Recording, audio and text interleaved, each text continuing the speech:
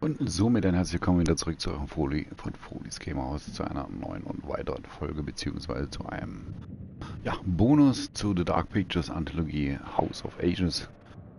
Bin ja mega begeistert, mega vielleicht wie gesagt, ich fand die ersten zwei Teile fand ich schon mega. Das ist auch richtig, richtig klasse. Und freue mich so mittlerweile jetzt auch dann auf das Finale, auf den letzten Part, der wohl dieses Jahr rauskommen wird, das Spiel. Aber hat mich auf jeden Fall gefreut, dass ihr bis jetzt mit dabei gewesen seid. Und ja, wer noch Bonus mitgucken möchte, beziehungsweise sich dafür interessiert, herzlich willkommen auf jeden Fall. Und ich würde sagen, wir gehen auf jeden Fall rein. So, dann gehen wir jetzt zu den Bonusinhalte.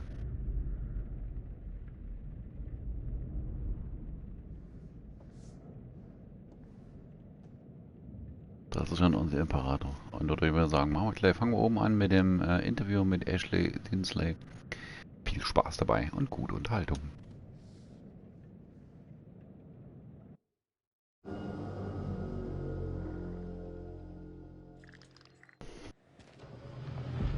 When the queen bitch finds out about this, she's gonna flip her shit. Rachel and I, we know each other. Sir? The queen bitch you're referring to is his wife. Nice work, hotshot. Ashley Tisdale, welcome. Now, Ashley plays Rachel in Supermassive Games' Dark Pictures Anthology's House of Ashes. All right, Ashley, what can you tell me about your character? My character, Rachel, is a CIA operative, and it is taken place in 2003 in the Gulf War, and she is on a mission to find chemical weapons, so she's pretty badass. Wow. This is your first time doing a video game. This is my first time, yeah. Wow. So how does that process compare to maybe the stuff that you've done, on camera before? I think that it's just very obviously a different approach to it. I do a lot of voiceover for animation series, so I would say it's more in line with that because you're in a studio all day and it's like you and the script and then also like some of the other characters, but it's just like kind of going through it really fast versus, one scene on a TV show or a movie could take like an hour to 2 hours. So you're constantly going through it. It's a really long process, but it's cool. It's different. You're wearing like heavy machinery on your head and it's like getting all of your facial expressions. So it's pretty crazy. You can just be like completely like so muscular by the time you're done. Your neck will be. I know. My neck is super strong. Yeah, the strongest neck ever now. Yeah. And how do you prepare for something like that? Then I feel like the script, it's not maybe necessarily you're preparing for particular scenes. Everything is so varied. Like, how do you really kind of get ready for it? I pretty much, obviously read the script beforehand, but I don't spend a lot of time on it like I would another script, like either with a movie or a TV, because it's the same thing of how I approach animations, is that I know when I'm here, I'm going to be with the director and they're going to have me do it like multiple different ways because there is multiple different directions the character can go. So if I were to fully prepare, I would maybe like put myself in this like, well, it's got to be this way. And I want to feel free to like be able to have them say, do it more sympathetic and do it more angry. And so I kind of don't fully prepare. I just know who the character is. And as long as I know the intention of what I'm saying, then I'm good. What is it? The guy who served me, I don't know. He was looking at me pretty strange. Probably doesn't get to see a woman like you around these parts very often. Especially one that's showered. With any series or film, there's just that one linear path for your character. Yeah. And with this, you have the option of There's living out many the different multiple. arcs. Yeah, how do you kind of keep it all straight or keep a continuity with your character through all that? Honestly, I don't even remember half of it. I think it's just obviously relying on the director. And the guys at Supermassive, they're just really great at knowing where we are in the storyline. And so it's just heavily trusting them. And then, just kind of knowing, that it's just going to go. I can't, there's just so many different areas that it can go. And I could die in one of the things, and I could become a vampire. I can, live. It's just, it's so crazy how opposite.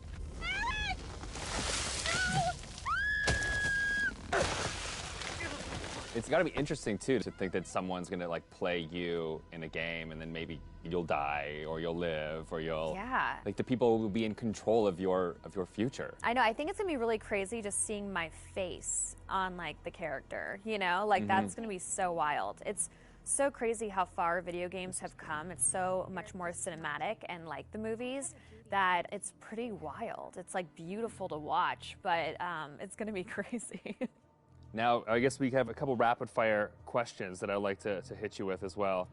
Okay, ready for this? Okay, so bitten by a vampire or buried alive? Oof. Yeah, bitten by a vampire. Oh, really? Well, then you get to live forever, so, you know. That is true. Okay, I never thought of that element of it. Things that you've shot so far, do you have a favorite scene?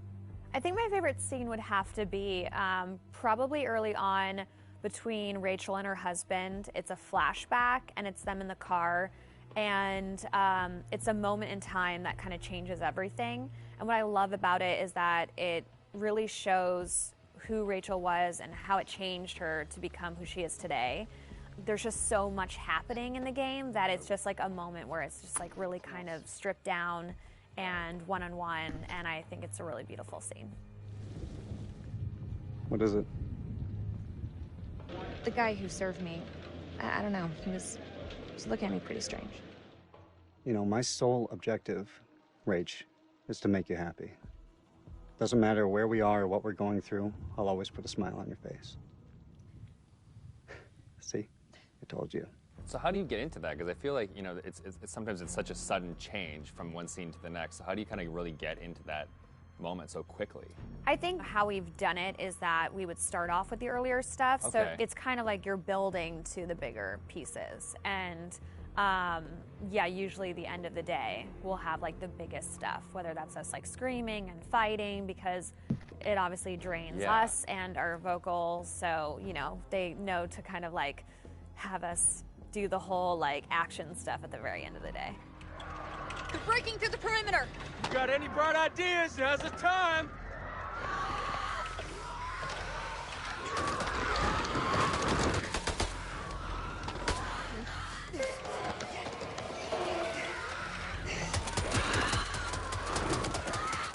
Really odd of being like, okay, now we're gonna be sweet, and now we're gonna be screaming. It's and hard then to you're gonna go be dying, backwards. And then you're gonna be back alive again, and this is a touching moment, and you're gonna die. Yeah, and the first time it's gonna be like a strange experience, kind of going off on your own and acting out that kind of separate. Yeah, it's definitely a very interesting process to watch, and it's different from anything I've ever done. Has it been hard to navigate doorways with the camera on? Like, do you find Oh, no, I take them off right away. Okay. Anytime I can get a break, because it is a heavy thing, and so it's just like most of the time I'm sitting on the couch with it, like holding the helmet up, because it's like, you know, it's like a weight on your head. So it's pretty crazy. It's expensive equipment. You don't want to like bang it on a door frame. No. Well, now that they've got you in the game, they can put you in anything. I know. I'm so excited because I've never been able to play something like this. Yeah, okay. Well, that's good. Cool. Thank you.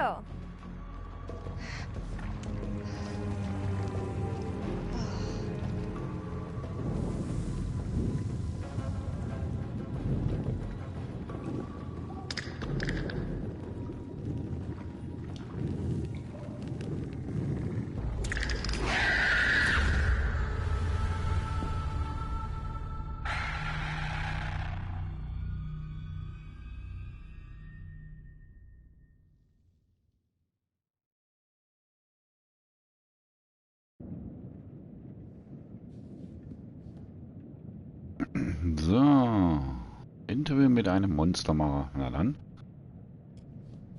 gehen wir rein.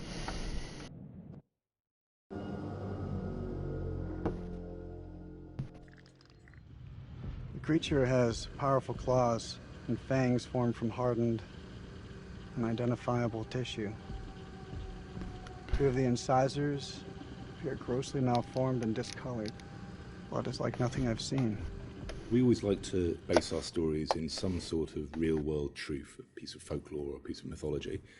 With vampires, obviously, there's so much to choose from cultures all the way around the world. So rather than pick one particular legend, we thought it would be fun to create a monster that ties all of those legends together in some way. So we had an idea for a creature that lives underneath the ground and emerges every few years. Our vampire is actually an alien parasite. It invades a host body. The creatures that you see in House of Ashes, the winged demonic creatures, were actually once a intelligent race of cosmic nomads traveling through the stars on this big generation ship. They somehow picked up this alien parasite. Grüß dich, Chris. Schön, dass du wieder da bist. Aber das Finale hast du leider verpasst. Crash landed into prehistoric Earth, where it was buried under the ground. Schade, schade. Und den Vorschau für das nächsten Teil hast du auch verpasst. Musst du wohl doch nochmal den letzten Stream zumindest das Ende anschauen. Tja, ich bin schon beim Bonus. Aber schön, dass du da bist.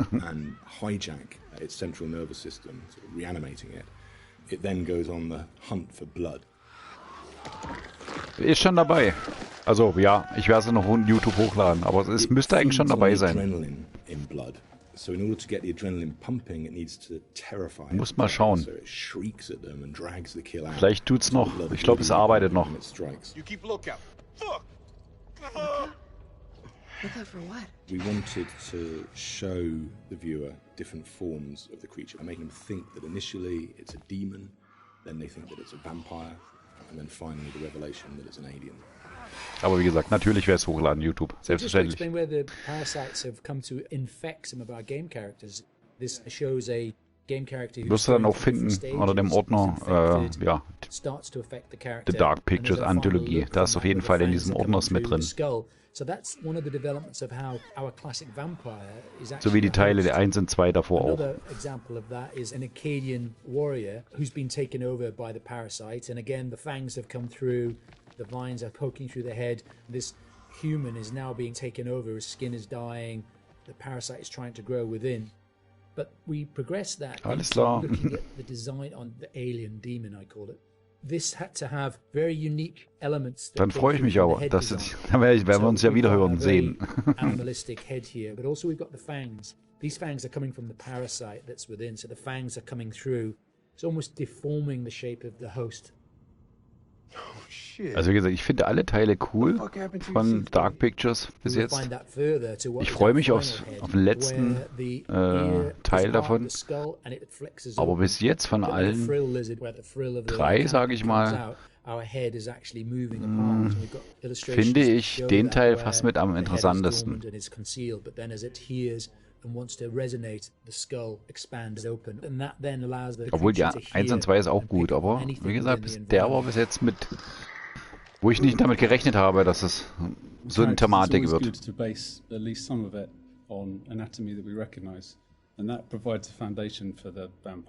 It's bipedal and human in its structure, but we've just changed things, tweaked them, made them a bit more alien. So, for example, the ribs joined together at the sternum to form a rib cage. But we've expanded it out quite a lot, and some of the ribs are fused together to make bony plates. It's just to suggest that it's had a very different evolution from a human. We tried a version with human-style legs, but in the end, we went for a dog-type leg. It just made it more creature-like and more threatening, and we added bird-like talons on the toes, just to give it some natural weapons and make it into a predator. We didn't want to focus too much on bat reference because we're trying to steer away a bit from the classic bat-like vampire. We did go for 2 sets of bat-like wings. One of the shots in the game is of the vampire jumping down from above, backlit with its wings out in an attack pose. And when we saw that pose, we decided to add an extra set of wings attached at the hip joint. It just really helped that silhouette.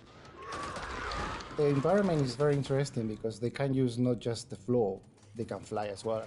They can walk on the walls, but they've got claws. So imagine something really interesting in a cave where you've got creatures coming towards you, you know, from every angle.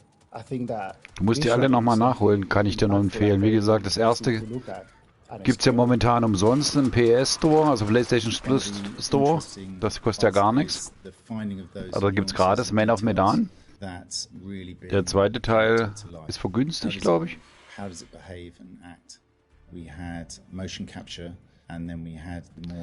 Ich habe auch den Eindruck, dass mir das Spiel am besten gefallen wird. Ja, glaube ich auch. Also am spannendsten ist das da auf jeden Fall. Aber ist klar, die steigern sich auch über die Jahre. and then we had various different leg stilts that our creature actor used. But what was apparent when Echt? Ja, gibt's wirklich. Man of Medan ist gerade im PlayStation Plus für gratis, sage ich mal, diesen Monat. Glaube ich. Ja, müsste doch, diesen Monat war das noch. Aber du kannst dir die Trilogie-Box holen, die ist billiger. Kann ich dir nur empfehlen.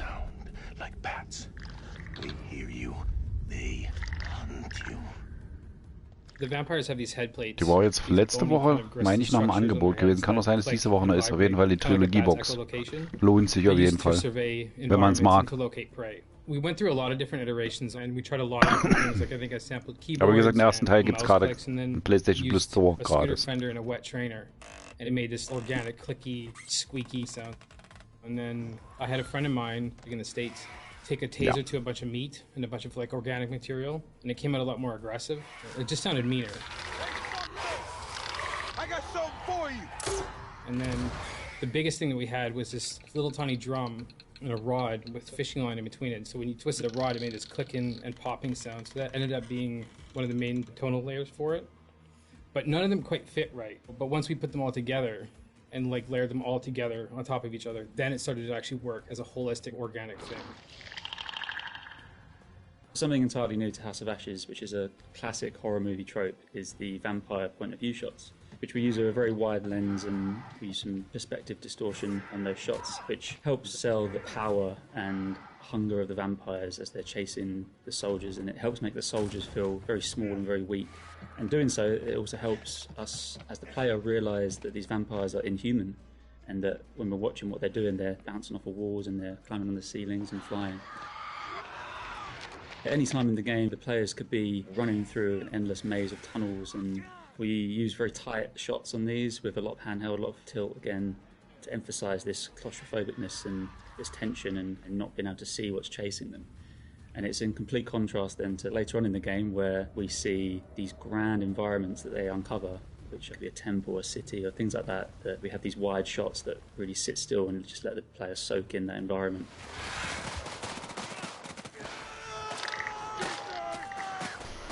This is the most complex creature that we have ever animated in the studio. But the challenge is more than a challenge, is the fun to do it. Because it's not a real creature, you can push it in a way that you can use your imagination to make it more interesting. We're facing an enemy we know zero about. An enemy of unknown size and their home turf. Sucks to be us.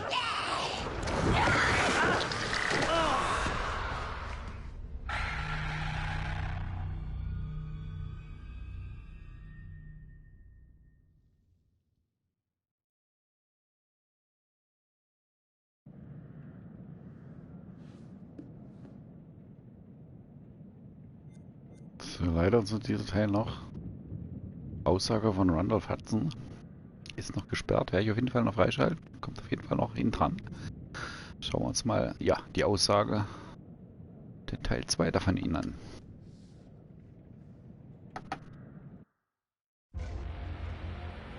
»29. Dezember. Pullman meint, dass das Funkgerät sabotiert wurde. Die Arbeit eines Experten. Es wurden wichtige Drähte durchtrennt. Jemand will uns von der Welt da draußen abschneiden. Aline kämpft in der Resistance, doch obwohl sie dazu in der Lage wäre, weigere ich mich zu glauben, dass sie dafür verantwortlich ist. Ich persönlich hege immer noch Zweifel an Van Hoyten, obwohl ohne Beweise alle verdächtig sind. Mir bleibt nur die Expeditionsausrüstung bewachen zu lassen.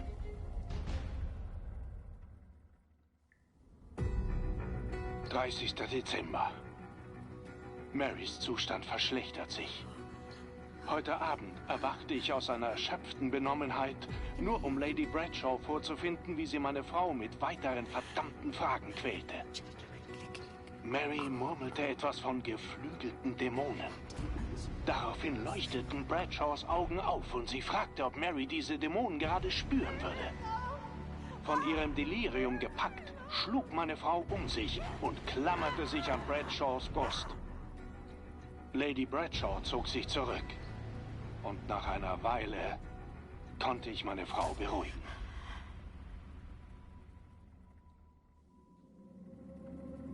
31. Dezember.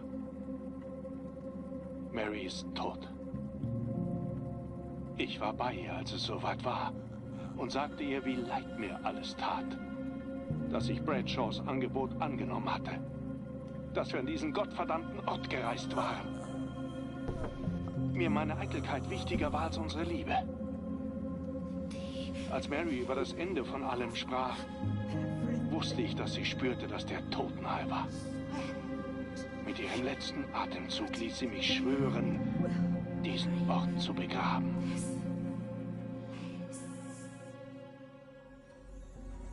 (21 Uhr). Etwas Schreckliches ist geschehen. Als ich bei meiner Frau saß, bemerkte ich etwas in ihrer Hand. Lady Bradshaws Brosche. Sie muss sie abgerissen haben, als sie nach ihr schlug. Ich drehte die Brosche um und stellte fest, dass sie aussah wie die Kreaturen, die wir aus den Kokons geborgen hatten.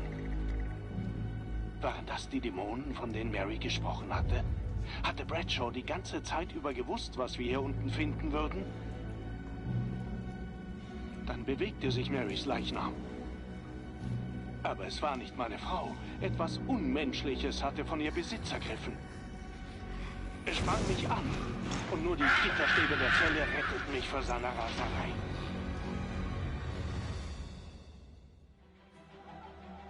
Im Lager herrscht Chaos. Arbeiter werden vermisst und Lady Bradshaw ist in die Stadt da unten in der Tiefe zurückgekehrt. Niemand weiß warum, aber ich kann es mir schon denken.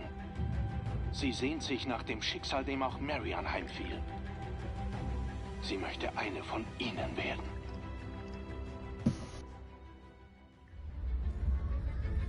(1. Januar 1947, 1 Uhr). Der Saboteur hat wieder zugeschlagen und uns hier eingeschlossen. Wir sind gefangen mit diesen Kreaturen. Ihr Kreischen ertönt von überall her aus der Dunkelheit.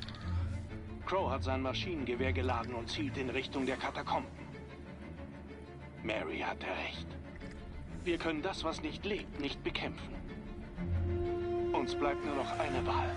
Wir müssen den gesamten verdammten Tempel über ihn einstürzen lassen, auch wenn das bedeutet, dass wir mit ihnen hier begraben werden. Sie dürfen nicht von hier entkommen.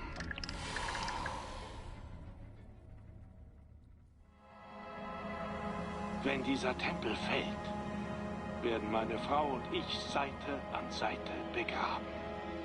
Wenigstens das schulde ich ihr.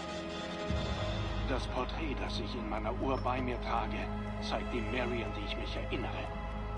Nicht dieses Ding in der Zelle.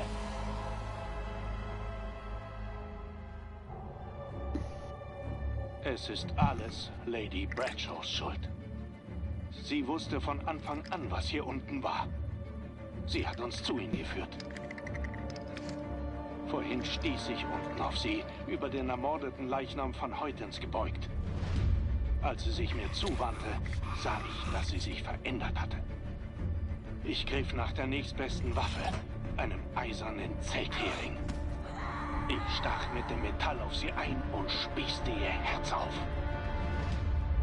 Bei ihrem Tod ertönte ein schreckliches Kreischen von tief unten, wie eine Antwort auf das vergossene Blut.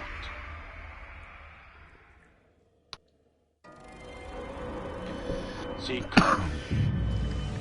Wir müssen es hier beenden. Mit Feuer und Pulverdampf. Wenn mir noch genug Zeit bleibt, wird es meine letzte Handlung sein, dieses Tagebuch auf Band zu sprechen. Vielleicht kann es als Warnung für jene dienen, die uns folgen, wenn es in den Trümmern gefunden wird.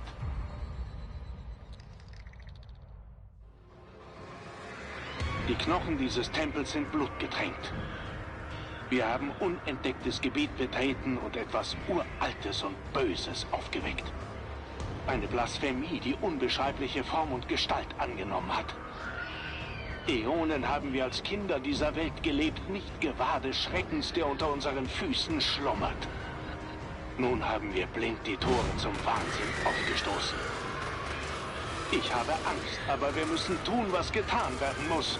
Wir müssen diesen Ort für alle Ewigkeiten versiegeln. Für die Menschheit. Mary, es tut mir leid.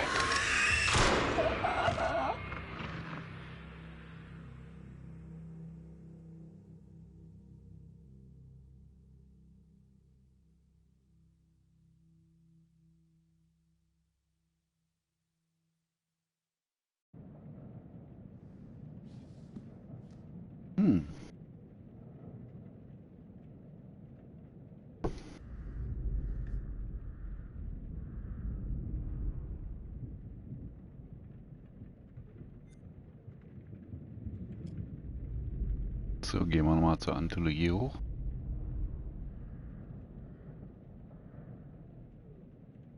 Wie gesagt, das ist der erste Teil, The Dark Pictures Anthology.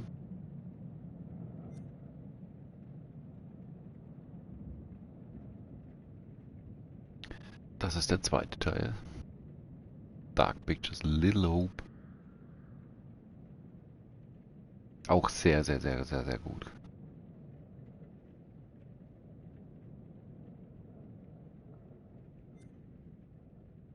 Und da haben wir The Dark Pictures House of Ashes.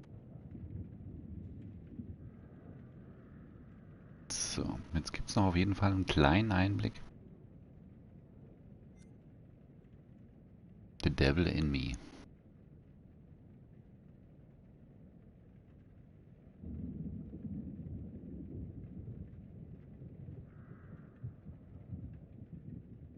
Okay. Normal war immer hier der Trailer, tut mir gleich leid, aber das ist das Einzige, was ich also am Info geben kann. Ansonsten, ihr guckt euch den letzten Part nochmal von der House of Ashes an. Da seht ihr auf jeden Fall nochmal den Trailer zum kommenden Spiel diesen Jahres 22, also 2022. Ich schätze mal, dass er so im September rauskommen wird, September, Oktober, so war mal der Dreh bis jetzt rum. Ja, und danach sehen wir uns im nächsten Let's Play ganz einfach wieder, würde ich sagen, zu The Dark Pictures.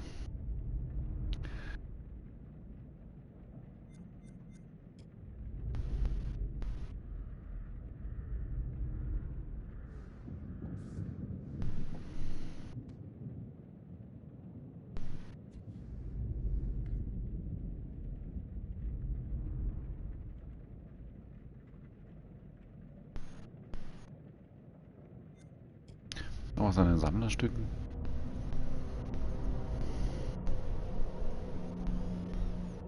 Tja, ein paar Sammlerstücke, Bilder haben wir auf jeden Fall rausgenommen.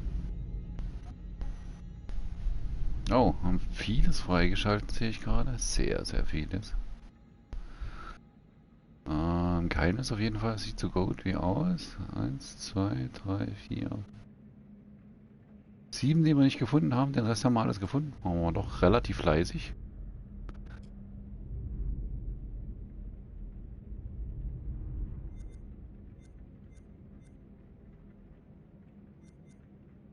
Yep.